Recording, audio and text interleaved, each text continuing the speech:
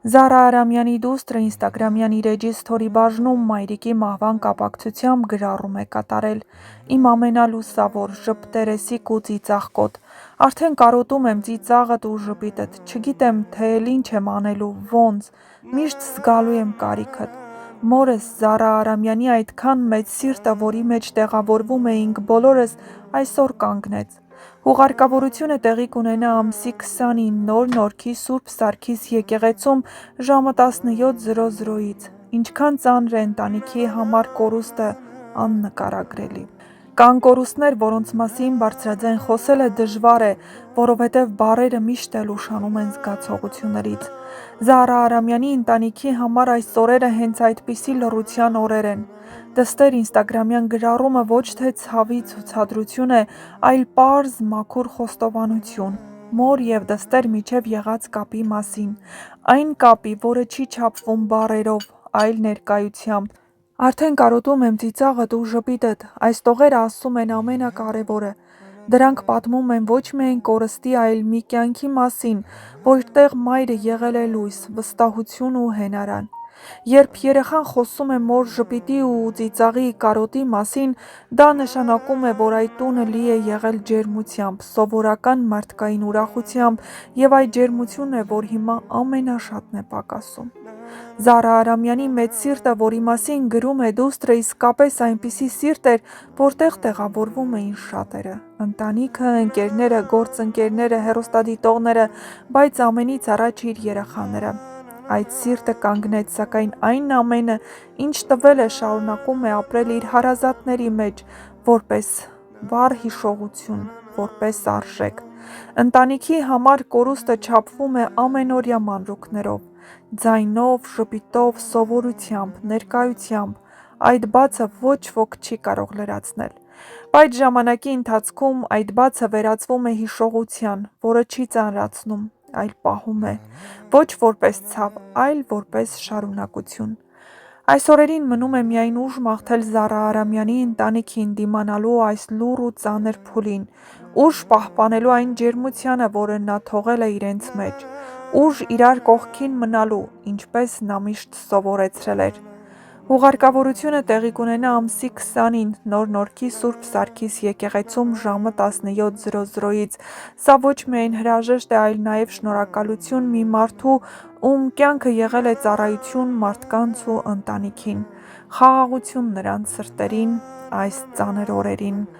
Զարա Արամյանը երբեք չէր փորձում ուշադրություն գրավել բարձր տոնով կամ կտրուկ ձևակերպումներով։ Նրա ուժը խոսքի մշակույթը լսելու կարողության և մարդկային վերաբերմունքի մեջ էր։ Տարիներ շարունակ նա հանդիսացավ այն դեմքերից մեկը, որոնց միջոցով հեռուստադիտողը վստահում էր էկրանին հնչող խոսքին։ Նրա լրագրողական և հաղորդավարական գործունեությունն առանձնանում էր զրույցի ձևով։ Զարա Արամյանը հարցեր չէր տալիս պարզապես պատասխան ստանալու համար, նա կառուցում էր միջավայր, որտեղ զրուցակիցը կարող էր մտածել, հիշել, երբեմն վերանայել իր ասելիքը։ Այդ պատճառով նրա հաղորդումները հիշվում էին ոչ թե սկանդալներով, այլ բովանդակությամբ։ Նա ընտրել էր բարդ, բայց ազնիվ ճանապարհ՝ պահպանել ինտելեկտուալ մակարդակը մի ոլորտում, որտեղ հաճախ գերակշռում է մակերեսայնությունը։ Զառան նաև քաղաքային մշակույթի կրող էր, նրա խոսքի մեջ կար Երևանին հատուկ մեղմ հումոր, ներքին ինտելիգենցիա, հարգանք մարդու անձնական տարածքի նկատմամբ։ Նա ներկայացնում էր այն սերունդը, որի համար լրագրությունը մասնագիտություն լինելուց բացի նաև պատասխանատվություն էր բառի, մարդու և հանրության առաջ։ Բայց նրա կերպարը չի սահմանափակվում մասնագիտական դաշտով։ Զարա Արամյանն առաջին հերթին ընտանիքի մարդ էր, նրա դստեր խոսքերից պարզ է դառնում, որ նա եղել է ջերմ, ժպտերես մայր, մոր, այն տեսակը, ում կարիքը ամեն օր է զգացվում։ Նրա վերջին գրառումը ևս մեկ անգամ հաստատեց Զարա Արամյանի մարդկային էությունը։ Շնորհակալություն կյանքի բոլոր փուլերի համար, սեր մարդկանց հանդեպ, հույս երկրի խաղաղության համար։ Այդ տողերը չեն փորձում հուզել, դրանք պարզապես արտացոլում են մարդու ներքին հանգստությունը և արժանապատիվ վերաբերմունքը կյանքի հանդեպ։ Զարա Արամյանը հեռացավ, բայց նրա թողածը մնաց ձայնի տոնում, խոսքի ձևում, հիշողություններում և այն արժեքներում, որոնք նա փոխանցել է իր ընտանիքին ու շրջապատին։ Երևանը կորցրեց ևս մեկ գույն, բայց այդ գույնը չի մարում, այն պարզապես տեղափոխվում է հիշողության տարածք։ Զարա Արամյանի անունը կմնա որպես չափանիշ, ինչպիսին կարող է լինել մարդը մեդիայում և մեդիայից դուրս՝ լուռ, արժանապատիվ, մտածող։